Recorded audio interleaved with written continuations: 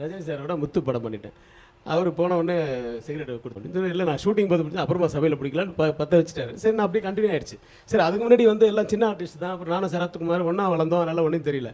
Abhishek by ஷூட்டிங்க்கு என்னோடய friends வந்திருந்தாங்க. கூப்பிட்டு அவன் திட்டுறான்னா பெரிய இவனாரா அன்றைக்கி அசிங்கமாலாம் பேசுகிறாங்க. ஞாபகம் இருக்கா? கமல் சார் படத்தை வந்து நம்ம இதே காமதேனு கபாலி சத்தியம் அங்கங்கே தேட்டரில் போய் உட்காந்து ஓரத்தில் உட்காந்து ரசித்து விசிறடி. நீங்கள் அவர் ஷூட் பண்ணும்போது சிகரெட் பிடிக்கிறவன்னு ஒருத்தர் அடிக்க வந்துட்டான். பலாறு அற நிஜமாக அடிக்கலைனாலும் அன்றைக்கி தான் அற விழுந்தது எனக்கு. சரி அது என்ன காரணம்னா அது எல்லாருமே ஒன்றாவே இனிமேல் அந்த ரூட்டில் போயிட்டோமே, சரி அது இல்லைன்னா நமக்கு முடியல அப்படின்றது. அதுக்கப்புறம் அன்றைக்கி விட்டோம் சார். அவர் முன்னாடி சிகரெட் பிடிக்கும் இது அவரே ஒரு நேரத்தில் சொன்னதுனால இப்போ அவர் முடிச்சார். இதனால் சிகரெட் குறைஞ்சது எனக்கு. அவருடைய நான் பிடிக்கிறத குறைஞ்சது அவர் தியாகத்தை அவர் சொன்னார். நான் வந்து ஒழுங்காக இவர் மாதிரி இன்னி வரலாம் சிகரெட் பிடிச்சிருக்க வேண்டியது, பிடிக்க முடியாமல் போனது காரணம் நான் வந்து சின்ன பால நடிகன் நான்.